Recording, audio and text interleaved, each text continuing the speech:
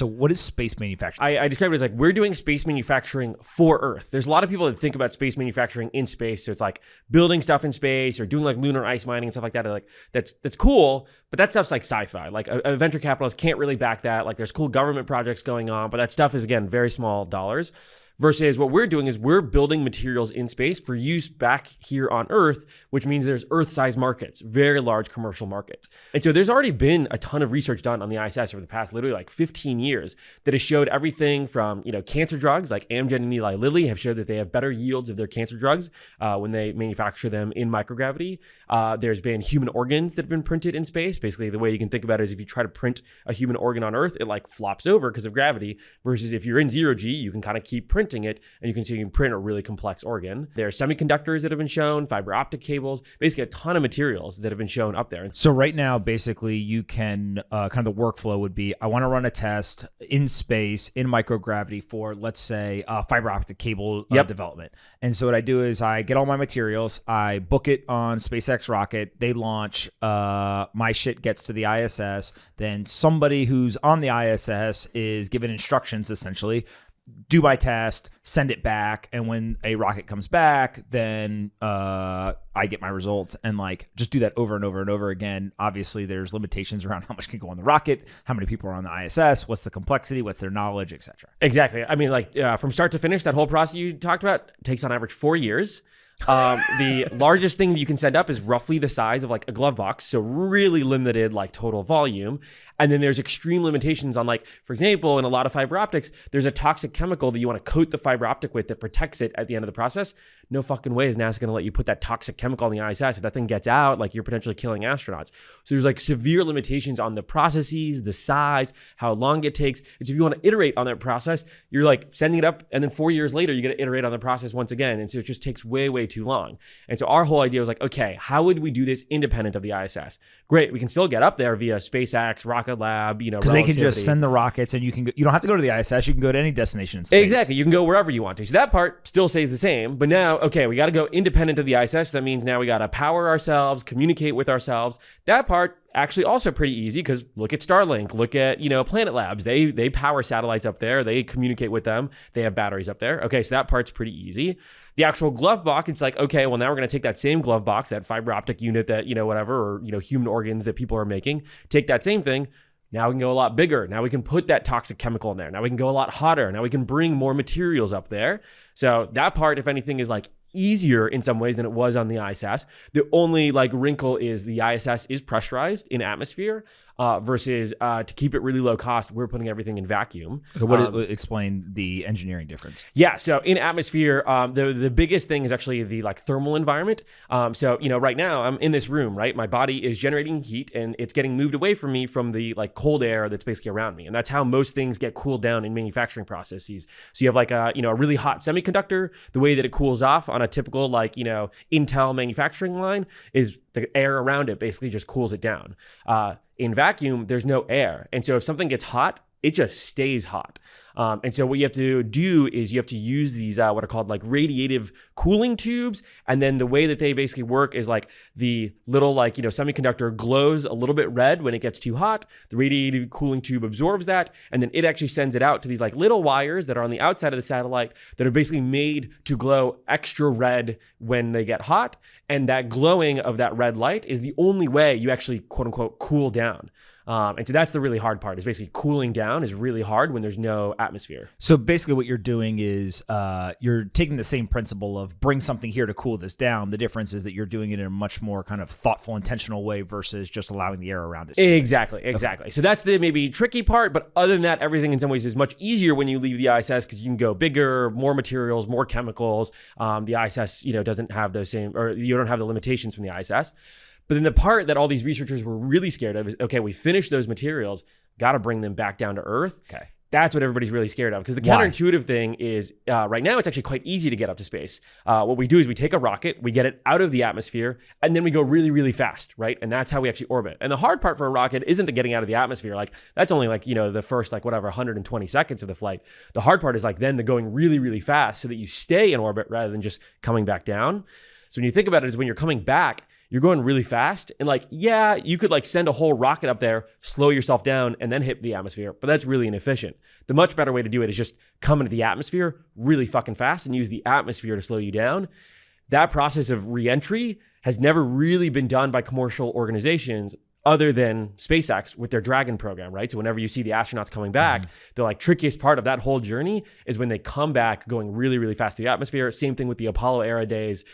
That's like the most dangerous part for the astronauts when they're coming back How down. fast are they going when they're re-entering? You're going like, man, I hope any space engineer reading this doesn't like correct me on this, but I think 14,000 kilometers per second. So you're talking like real fast.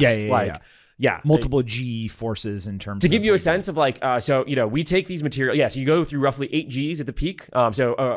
In our type of reentry, because we're not taking back humans. So the reason that like sort of our vehicle in some ways is much simpler is like, we are just taking back some like raw materials. We don't have to take back a bunch of humans. And so I sometimes describe like our thing that we're using to bring down the materials is like a, delivery van versus like the SpaceX Dragon vehicle is like a gold plated limousine with like great AC and soft seats for the astronauts. You know what I mean? That thing cost $100 million. We're making something for like $100K to bring back our materials. So I send up materials. Yep. There's a satellite or a vehicle there, and then I have to get back. What is the process to get the materials off of the thing that goes up into the actual like testing or manufacturing facility? And then how do I get it back? Is that all robotic? Yeah, so the first time we're actually just sending everything up already pre-connected. Okay. In the future, for sure, we'll be doing docking and moving around. But the first time we actually send the like satellite looking thing, the factory looking thing, and what we call the reentry capsule. We actually just send that all connected already. So that basically it's like already ready to go. In the future, for sure, for a variety of reasons, that actually gets much more economical to not send it up all together, but to do sort of that demonstration mission, we're sending it all up together. And basically literally the raw materials pass from the factory into that like reentry module. The reentry module comes back in. But like to give you a sense, so like, we actually, have to, are regulated by the FAA because like we're reentering over airspace. If we like miss the atmosphere, even literally by like 3 or 4 seconds, you're talking about like rather than like landing in the United States, you're like accidentally like landing in like Europe. And so you're going so fast that like you have to be extremely precise about like where you re-enter. And so a lot of the problem is like convincing the FAA, hey, we're going to make sure to do a very sort of like controlled re-entry in a very sort of tight area such that we don't accidentally like, land in somebody's house and like kill them. Is this the whole, I think it was a Chinese rocket or something that was like coming back and people were like, oh, it could land in Asia or the United States. They were like, wait, that's a pretty big area. Exactly. So that gives you a sense of like how fast you're going. Like think about like a 747. Yeah, that's fast. That's 500 miles per hour. When you're up there, you're going 14,000 kilometers per second. So it's just like the speeds in orbit, I think sometimes are like hard to comprehend because like you can't actually go that fast on Earth. Like if you were going that fast on Earth, you'd melt basically instantaneously. The only reason you can go that fast up there is because you're in vacuum. And so if you miss even by a little bit, and it's like kind of hard with like that rocket, people are just using radar to try to figure out where the hell it was because like there's a little bit of atmosphere up there. And so the drag and how you hit it like can just like buff it around that rocket. And so that's why it was really hard. Part of what we're doing is we're coming in hot and fast on purpose. So that little atmosphere that's up high doesn't sort of affect our path. And we can actually much more precisely say, hey, FAA, we're going to come down like right here and we're going to make sure there's no humans around and like not going to hit anybody. Do you want to land on land or in the ocean? It is much simpler engineering problem to land on land. And so when we fly, we will be the first commercial reentry vehicle to ever land on land. So Dragon, Apollo, all of those have landed like on water. We would be the first ones to do it on land. Why do they all want to land in the ocean, or SpaceX basically lands on like a drone ship? SpaceX's original plan was actually to land on land. So the Dragon was originally going to have retropropulsive boosters that actually just landed it on a landing pad on land.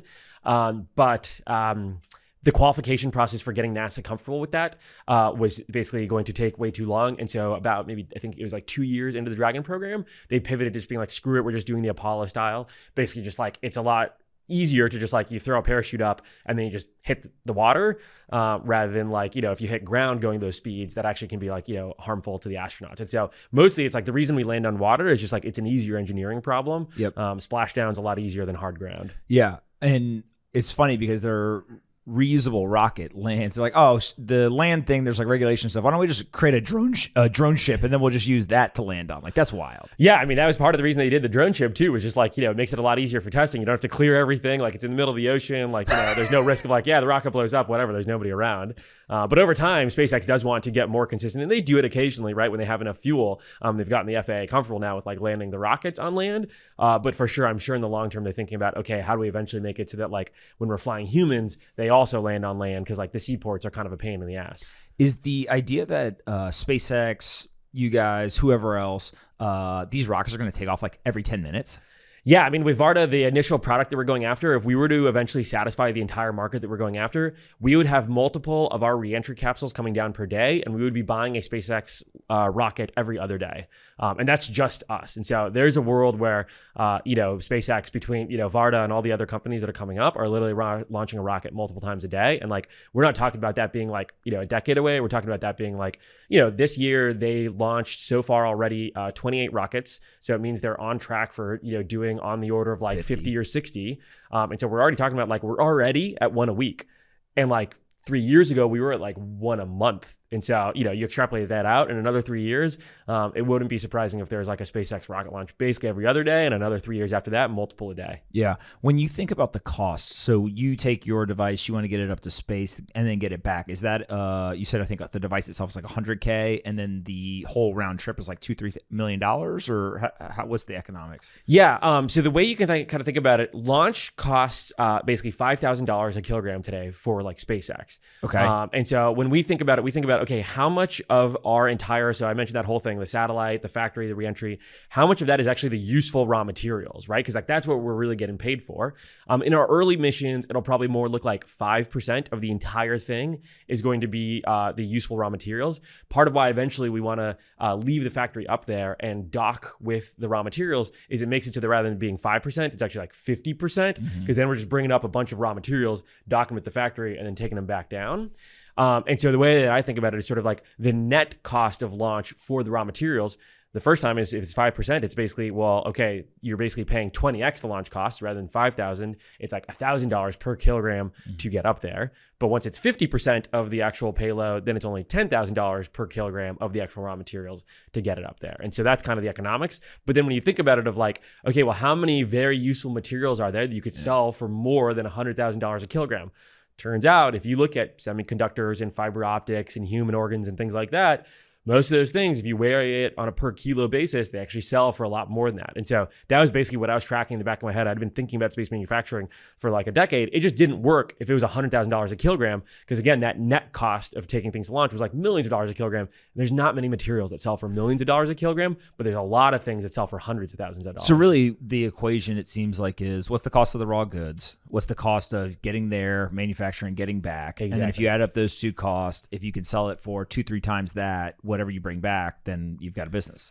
That's literally what we get kept up at night, all night, every single day. We're in the midst of digging into this right now. All right. And then really this idea of like a reusable factory is really what you're building, right? And so it's right now you've got to set it up all connected, but the ideal thing is like literally there's a factory there and you're just bringing the input of materials. There's some process that happens and then there's the output, you bring it back. Exactly. And that makes the economics a lot better, because like right now, each time we're paying for the factory with each mission that we send up. But the factory, once the reentry module leaves, that thing just unfortunately burns up in the atmosphere because it doesn't have a heat shield and all the things you need to bring it back down. But over time, we'll just have factories up there, and we'll start off with 1, and then we'll start off with 2, and then 10. And then like the thing that gets me really excited about Varda is, again, we scale based off of commercial markets the size on Earth rather than just pure government dollars.